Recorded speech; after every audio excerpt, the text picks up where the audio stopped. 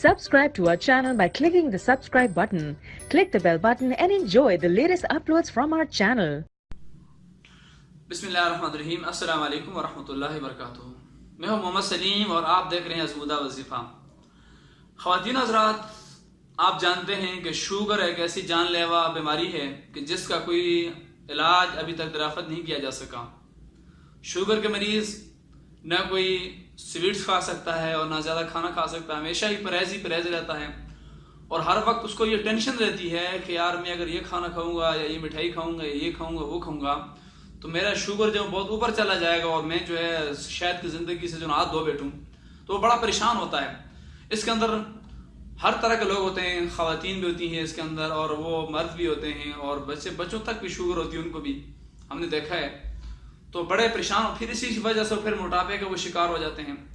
तो बताया कि शुगर जो होती है ये ज़्यादा खाने से जो है ना, वो मिठाई से नहीं होती, ज़्यादा खाने से शुगर होती है, ये भी है, लेकिन चलो वो तो एक अलग बात है। तो हम आज आपके लिए इस परेशानी से निजात का एक नुस्खा लेकर आए हैं।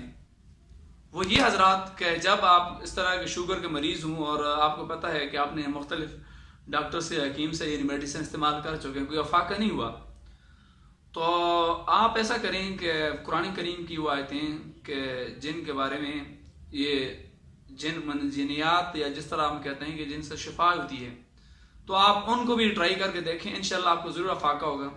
क्योंकि जब आप आज से मेडिसिन लेते हैं उसके ऊपर आपका खर्चा भी होता है और जब आप डॉक्टर के पास जाते हैं आपका टाइम भी ज़ाया होता है, बहुत कुछ होता है। और दवाई मेडिसिन खा आपका मैदा जन वो जी फार हो चुका है। यानी आपको पता है कि जो मेडिकल स्टोर पे जो मेडिसिन होती है उनका क्या होता है, जब वो खाते हैं आप तो वक्ती तौर पे जो ना आपको थोड़ा सा अफाका होता है कि आप जो समझते हैं कि जो आपने खाई है दवाई तो उससे जो है ना आप थोड़ा सा अपने आप को हल्का महसूस करते हैं, लेकिन उसका रिजल्ट सही नहीं होता क्योंकि मैदे के ऊपर उसका बड़ा असर होता है। तो हम आपको ये बताते हैं कि कद्दू के बारे में। कद्दू एक ऐसी गज़ा है कि जिसके ऊपर साइंस ने भी इसकी जो है ना तस्दीक की है कि इसके अंदर जो अफादियत जो पाई जाती है बाकी सब्जी के अंदर नहीं हो।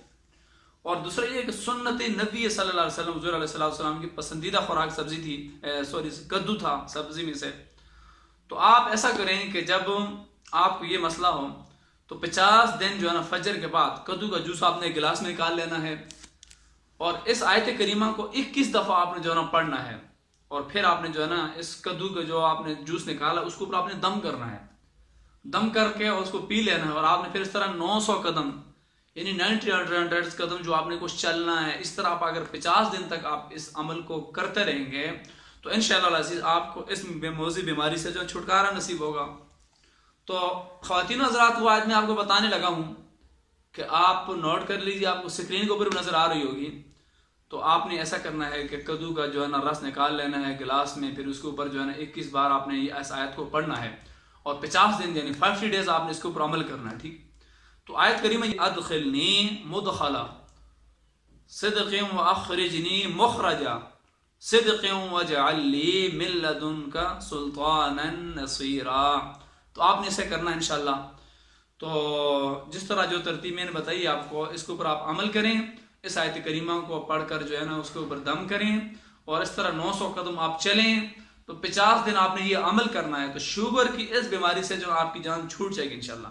ख़वातीन हज़रात, अगर आपको ये हमारी वीडियोस पसंद आ रही हैं तो हमारे चैनल को जो है सब्सक्राइब भी कीजिए और शेयर भी कीजिए, कमेंट्स में हमें आगाह भी कीजिए ताकि हमारी हौसला अफजाई हो और हम इस तरह की अच्छी और नई वीडियोस आपके फ़ायदे के लिए और पूरे माशरे के फ़ायदे के लिए लेकर आएँ।